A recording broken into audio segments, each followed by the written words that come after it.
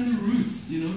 So it's this creative impulse of universal intelligence. So the person who wants to, in ancient time, the person who wants to study, who wants to be a scholar, academic, but in spiritual, you could say more esoteric and more knowledge systems based on soul-based knowledge, he was the Brahmin. It wasn't, so if you're doing business now, you're making 3D printers, you're not Brahmin.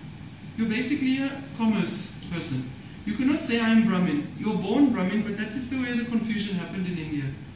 It's never by your birth. Krishna says it to Arjuna, it is by your karma, basically. By your karma. If you're a scholar, if you have a library like this, and this is all the books you read, you're Brahmin. Simple.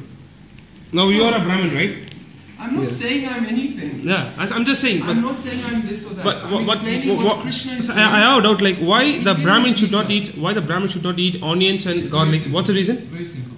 Onion and garlic have a lot of sulfur. Okay. Sulfur is antibiotic.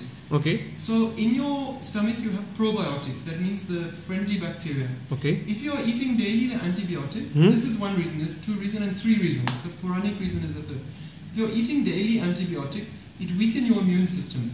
Now Brahmins were like the intelligence of the society. They were the people who are thinking. Like now today, your PhDs, they are leading all your Harvard scholars and your Cambridge scholars and Oxford, they are leading the society in terms of technology, but not spiritually.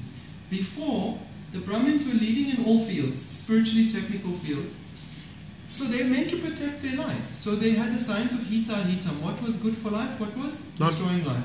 So garlic and onion, if you eat it every day, if you eat once in a while, it's not having negative effect, but it has a different, I'll explain another thing about it.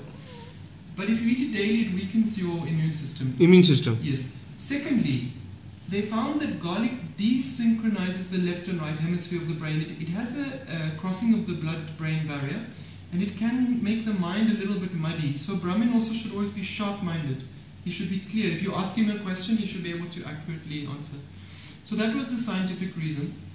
And in the Puranas, they give a story. But now the allopathy doctors say that if you eat garlic and onion, they are saying that it's good for heart, it's good for your. Yes, it has. That's why the Puranic stories say it is half nectar, half poison. But same way you have Arjuna, that is full nectar, no poison. You have many things. Good water, like mountain water, is good for heart also. To eat barley, you know barley, the 1 grain, it's good for heart also, but it has no negative. Garlic is good for heart, but it has a negative. It has side effect also. Sure. I must